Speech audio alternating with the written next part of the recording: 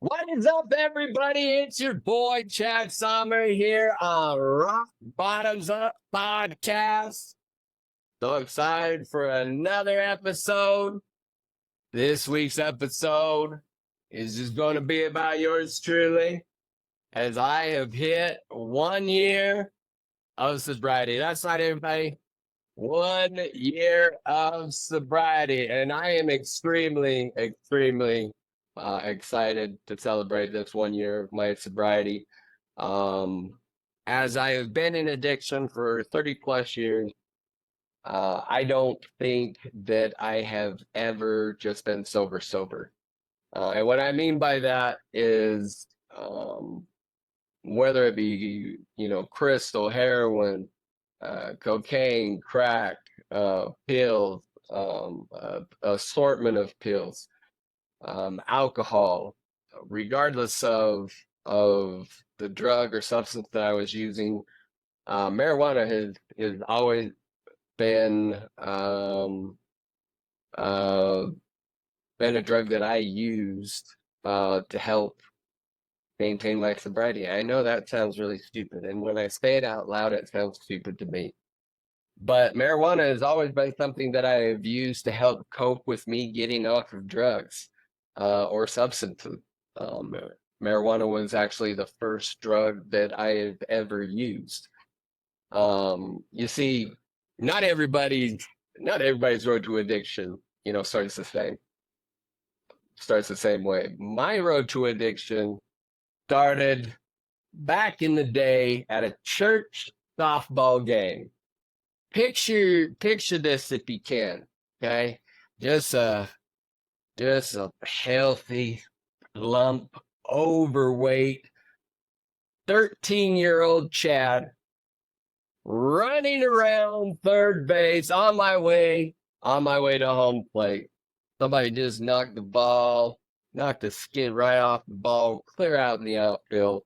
And here I was on my way, running to home base to score the go-ahead run and to win the game.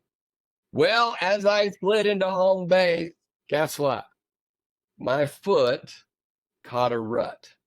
And as it caught that rut, I snapped the ball joint of my hip off in the socket. The rest of my femur would come out and rest on my pelvic bone. Now you would think one would go to the doctor, but well, I'd like to say I was a tough boy, but I really wasn't tough. But at that point I was trying to act like a tough boy. Didn't want to act hurt because we just scored the go ahead run and won the game.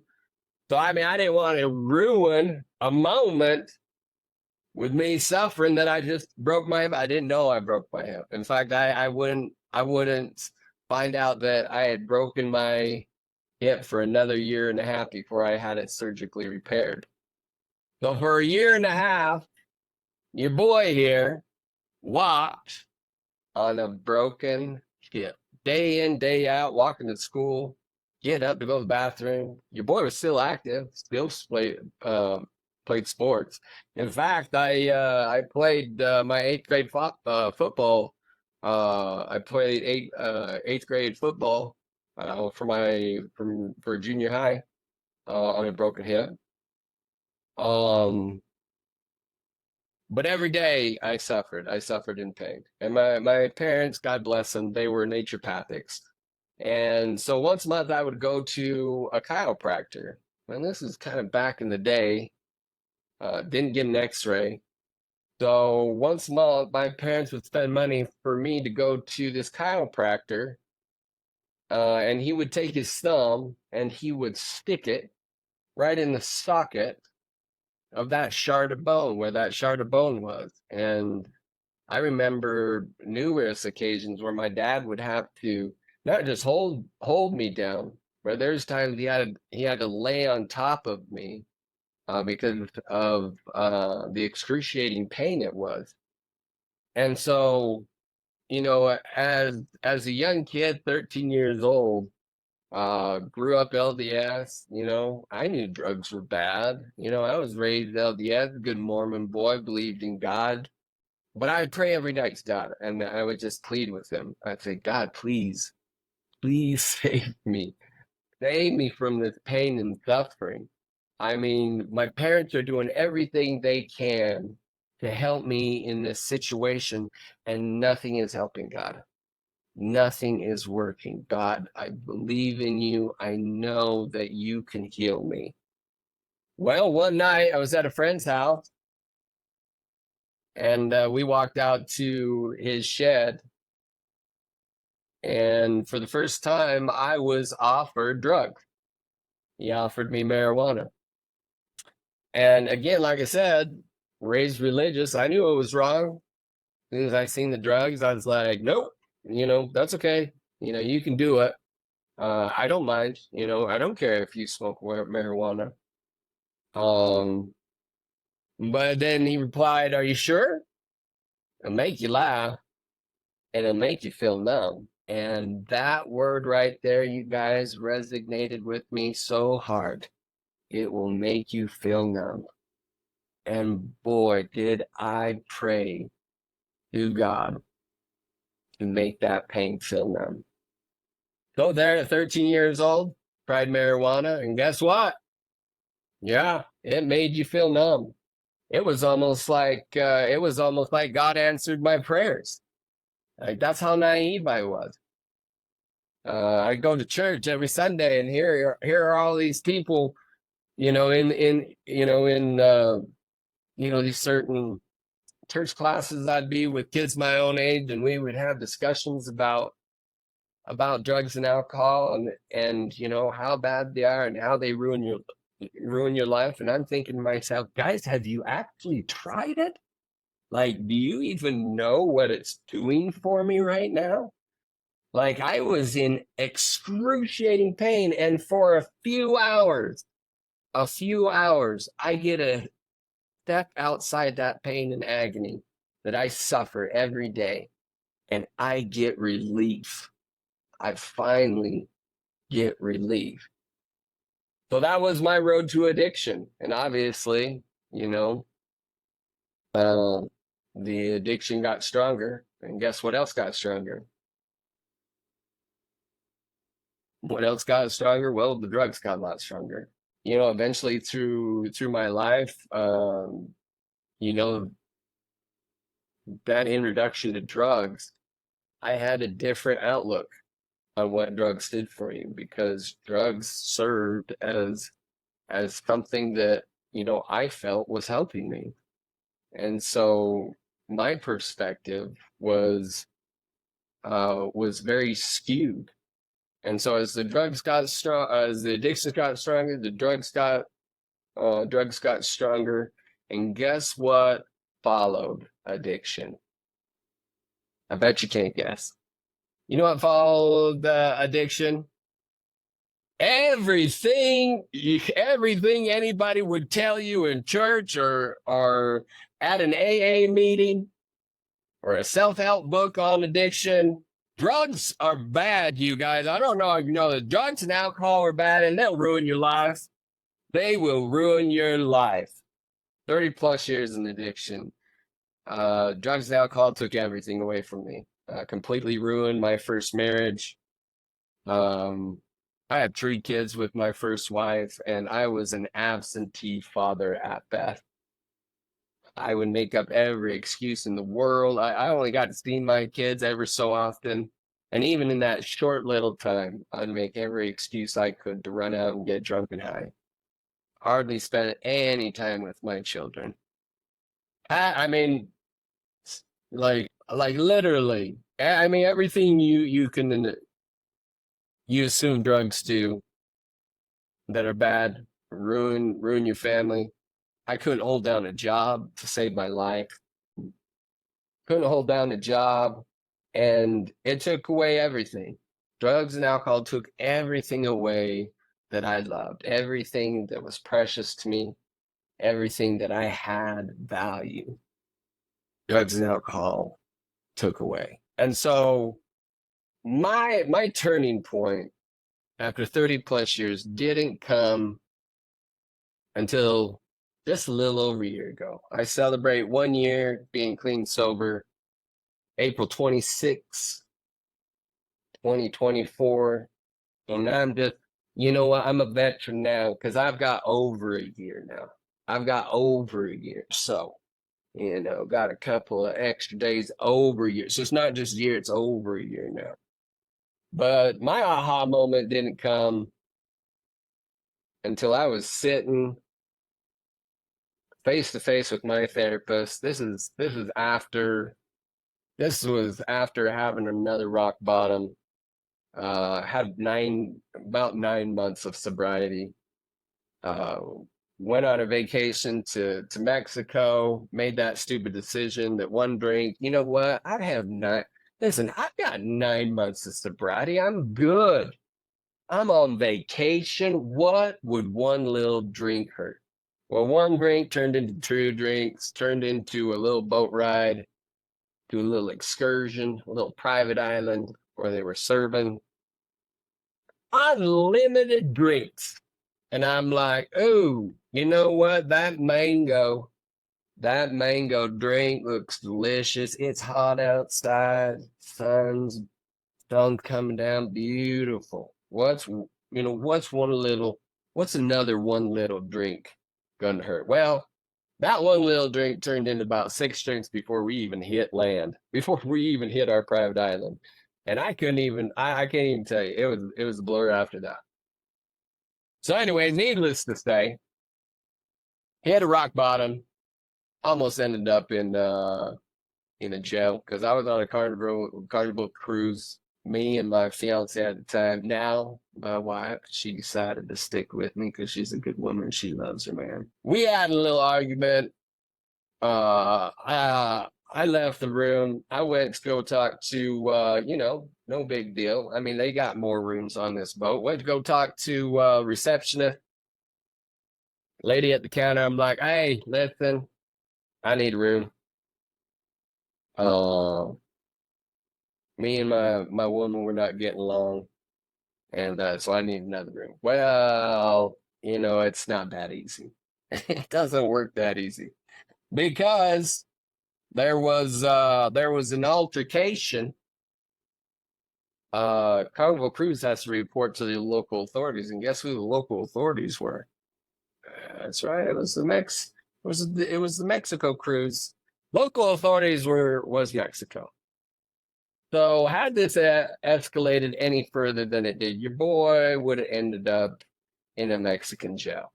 Listen, I wouldn't do good in jail, period. I can't imagine. Can't even imagine.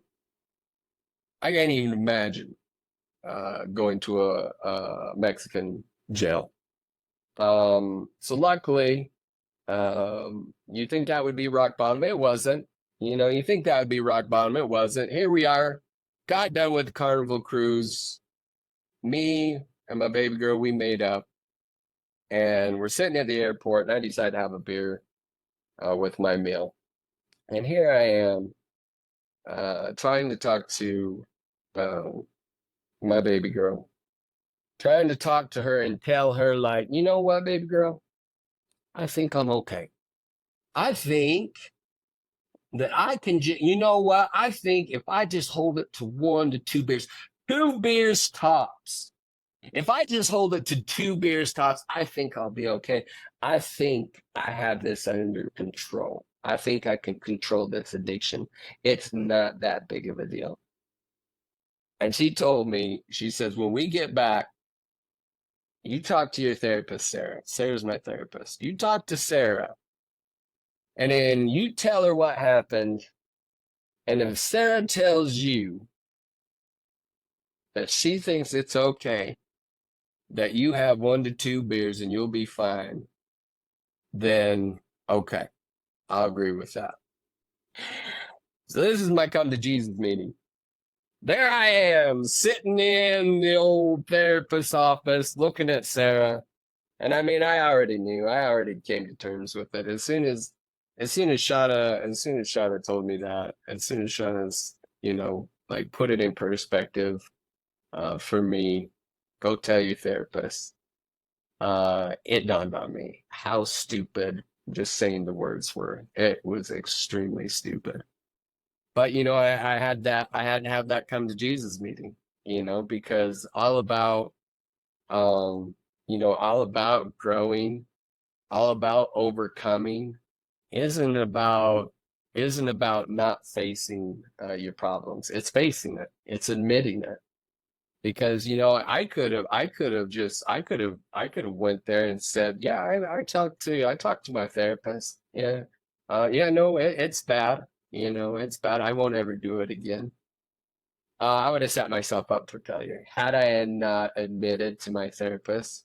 Had I just lied about it and just covered it up and pretended like, I took care of it, I wouldn't be where I'm at today. It was because I manned up, faced my responsibility, and owned it is part of it is the reason why I am the man today. It is definitely laid the foundation of me becoming the man that I am today. But sitting there talking to Sarah, I told her, Sarah, I don't get it because 2 weeks before I was in Vegas partying with, people from Cheer Choice Rewards, all these social media influencers out there, people, my peers, people who I looked up to out there being social drinking. I had no temptation. I had no temptation out there.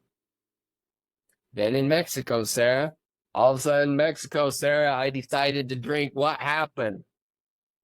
And she told me that. She's like, what did you do to prepare yourself to go on vacation and to go to Mexico? And I consider I still, this still plays in the back of my head. I honestly was so dumbfounded on what she was getting at. Like I was so dumbfounded. I'm like, what in the world do you even mean? In my in, in my in my head, I'm thinking, well, I packed a bag. I made sure I had all the clothes I needed, my hygiene, made sure I had the 75 proof sun tanning lotion so I didn't get burned. And she's like, no, Jeff, what did you do to prepare yourself to go to Mexico? You're an addict. People on vacation, they tend to get loose. They tend to ease up. They tend to drink more. They tend to be more social. What did you do to prepare yourself? And that was my aha moment. 30 plus years in addiction. My aha moment was realizing I was an addict. That was my aha moment. Right there in Sarah's office, I'm like, oh, that's right. I didn't do anything to prepare. I'm not working the 12-step program in AA. I'm not waking up saying the addict's prayer. I'm not waking up mentally preparing myself that this could be the day that I relapse. What action steps am I going to put in my tool bag today that if I run into Joe and he says he's got drugs, let's go do drugs, and Joe's somebody that I know we've done drugs with, what am I going to do to confront Joe? I've never told Joe no. That's an awkward situation. A lot of people cave in. A lot of people will just go with the flow and they'll throw their sobriety away because they don't want to look stupid or not cool. They don't want to take a stand and stand up for themselves and say, actually, Joe, you know what? I got sober. I don't do drugs anymore. They're more worried about what Joe's going to think of them than they are their own sobriety. I know this because that's me. That's who I was. I wanted to be cool. I wanted to be accepted. I didn't want to. I didn't want to be abnormal. I was the kid that, always got picked last. I was the kid that got made fun of. Now here I am in, fighting for sobriety, realizing in Sarah's office that life changed now. I am going to have to be that kid at that party that says, I can't do this. I didn't want to be that kid. I always wanted to be involved. I didn't want to be excluded. I hated that. But in there in Sarah's office, I realized I'm different now. I have to accept I'm different. I have to accept that I have to wake up every day and I have to put action steps in my life in order to stay sober. I have to prepare myself every day in order to keep myself ahead of that relapse. I'm different. I had to accept that I'm different. I have to live my life differently. And I had to be okay with that. I had a lot of therapy. I had to go through a lot of therapy to get to that point. I had to overcome a lot of childhood trauma to get to that point where it's okay not to fit in. It's okay not to do what everybody else is doing. That was tough for me.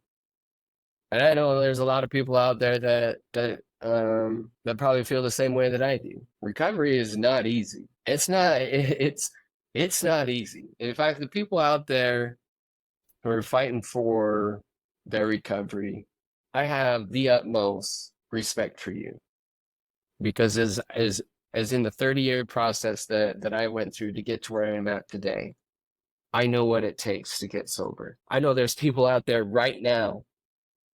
I know there's people out there right now that will not get sober because they are so afraid of the people that they will lose in their life. They're so afraid of taking control of their life because they're going to lose their spouse. They're going to lose their social friends. What's going to happen when they get sober? They can't hang out with the same friends anymore. Because if they do, statistics are against them. It's only a matter of time that they will fall and they'll cave right back into relapse and drugs and alcohol again. People that stand up for themselves, people who make that choice, to make that choice of sobriety, I have a lot of respect for you. Because we do have to say goodbye to friends. Hell, we even have to say goodbye to family. We have to find new coping mechanisms. We can't just run and hit that easy button when life gets rough. We have to actually sit and process our feelings and emotions. We have to redevelop skills. We have to face maturity. We have to face responsibility when we used to run from it because we didn't want to face it anymore. And if we ran from our responsibilities, we ran from not taking care of our kids, not paying our bills, guess what? All we had to do is numb it, and we don't care no more until it wears off. We have to face withdrawals. Our body chemically gets altered and gets dependent. There's addictions out there that are so strong that if people were to quit, listen, there's people out there that say, why don't you just quit? Let me tell you, let me talk to that person. Let me talk to that person personally. Because you're uneducated when you tell somebody just to quit. There's people out there who could die if they just up and quit. You know, there's drugs out there for people who are getting off of drugs. Chemically, their mind gets altered. Chemically, our body gets dependent. Not all of us can just wake up and cold turkey. It costs people their lives. People stay weeks being sick because of their dependencies on drugs and alcohol. So I'll say again, you're out there, you're fighting for your sobriety.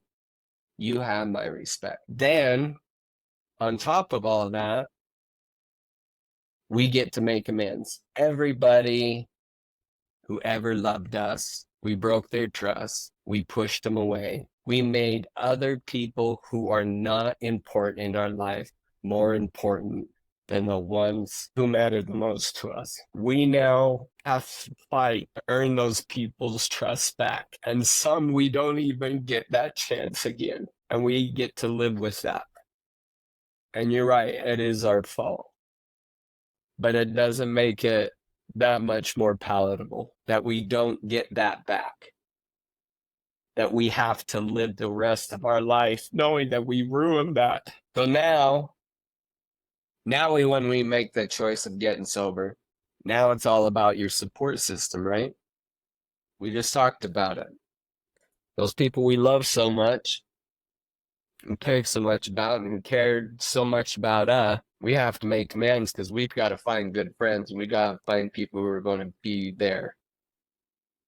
We have to find people that are going to be in our corner because we're going to really need them. Because in my years of addiction, there are still tough days. And there's still that little small quiet voice that says, you know what? I know what you can do to numb this. So in that moment, you have to take courage and you have to be vulnerable and you have to ask for help. And a lot of people out there will tell you that that's weak. It couldn't be more opposite. You fighting for your life is not weak. You waking up and saying that I am important. I might not be important to some people, but you know what? I matter to me and I love myself. And I'm going to give myself a fighting chance. And I'm going to do everything I can because I care about myself. And I deserve a happy life. I deserve that. There's nothing weak about you fighting for your life. There's nothing weak that's saying that you deserve a better life or that you're important and that you matter. There's nothing weak about that. That takes courage. You being vulnerable and asking for help when you need it, there is nothing weak about that. That is you giving yourself a better chance to succeed. But let's squash the stereotype because that does not serve us in any way whatsoever. So now, in this year of sobriety, guess what's happened for Chad? Well, there's been a lot of self-discovery during this time. Why? Because I went through a lot of therapy, cleaned up a lot of issues, cleaned up a lot of, a lot of self-sabotage. And during this time of healing, giving myself a new outlook on life by getting rid of the drugs and alcohol, allowing my brain fog to go away, being able to start seeing clearly. There's a lot of things as a kid that I wanted to do. There's a lot of things as a kid I wanted to be. And so I got enrolled into a coaching program that my wife is enrolled in. It's called Master Your Voice, where right now I'm being trained to be a professional speaker. Had I been still an addict, that never happens. That wouldn't happen for me. And even if it would have, I wouldn't have been able to be in the right mind or put the effort, be there and really excel, to be there and really learn and grow. During this time, I've always had empathy and sympathy for the addict. Why? Well, because how addiction was, how it was manifested in my life. And as a 13-year-old kid, I just didn't want to feel the pain anymore. And so I didn't look at the addict, the alcoholic, or the drug addict like a horrible person. I know that we were doing horrible things, but I know deep down something unfair happens. Some circumstances this person had to make and had no idea what they were getting themselves into, what prison they were putting themselves in, and they deserve a fighting chance, and they deserve a community that would support them. Even all the wrong choices that they've made, they still deserve a chance. They still deserve a community that would love and support them, even if they weren't perfect. Just as long as they were waking up and doing their best, that community was still there to stand by them. Had I still been in my addiction, I've never have started the podcast Rock Bottoms Up, dedicated to addiction recovery, dedicated for those people out there who are being impacted and isolated in their life. I wanted a place where people could hear stories, success stories, to give them hope, just to plant a seed, to let them know that they're not alone, that there is community out there, people who will stand by and support you. The truth hurts, but we still love you. We'll call you on your BS because we've seen it so many times before. You're not reinventing the wheel. Lies stick out like a sore thumb. You're only hurting yourself. We're here to help you. We're here to help you get past your lies and insecurities. We're here to build you up and strengthen you, not allow you to hide in your shadows, because we know the potential you have inside of you. No one who has sat in any of my interviews has any stronger light than the same light that is inside of you. Not one of them. At some point, at some time, that same light that helped them change their life, it's the same light in you. They'd just gotten to a point where enough is enough, and they decided to face their life and start accepting life on life's terms and stop hiding behind the facade and start stepping into their own unique, divine beauty in what God created you to be. 30 plus years, you guys. To the struggling addict, 30 plus years. If I were to give you any encouragement to inspire you, don't give up. 30 plus years. You tell somebody that it is going to take you 30 plus years for you to finally overcome your demon, a lot of people would have given up. That's a long time to keep trying. And I wouldn't have changed a thing. I am the man, I am the father, I am the husband, I am the brother, I am the son, I am the friend, I am the worker. I am the human being that I've always wanted to be. And I continue every day to learn and grow because of all those failed mistakes, because of all those bad choices, because of all those lies. I am now becoming the man who I always dreamed I would be, and it hasn't been easy. Don't give up. You've got this. You have the same light inside of you as I do. You have the same courage.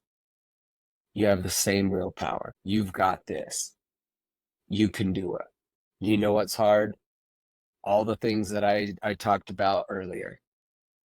It's going to sting. You're going to have to face the music. You're going to have to change some things. You spend 24/7 in your addiction, guess what? You're going to have to figure out what you're going to be doing 24/7 to fill that void.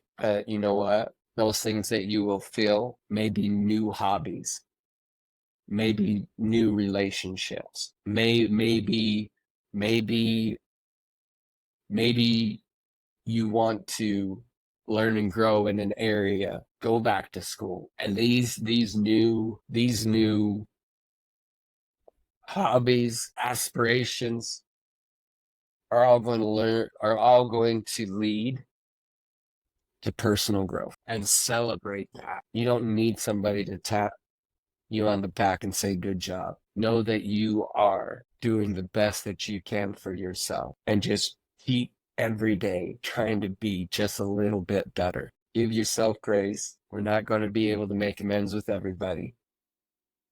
And yes, we are going to lose family and friends on this journey. But you know what? You matter. You're important. You deserve a happy, healthy life. You deserve to know that you are special, and that there is a power greater than us who loves you and has made you for amazing, great things. And if you don't believe that, you're right. But if you believe that, you're right. You are meant for bigger and greater things. And you can accomplish amazing things. And you can overcome obstacles you told yourself you couldn't. And you're going to overcome because you were destined for greatness. And don't tell yourself differently. 1 year, guys. 1 year sobriety. My life has completely changed. I am so grateful today. I'm grateful for God. I'm grateful for my wife. I'm grateful for my children. I'm grateful for my mom, my sister, countless of friends.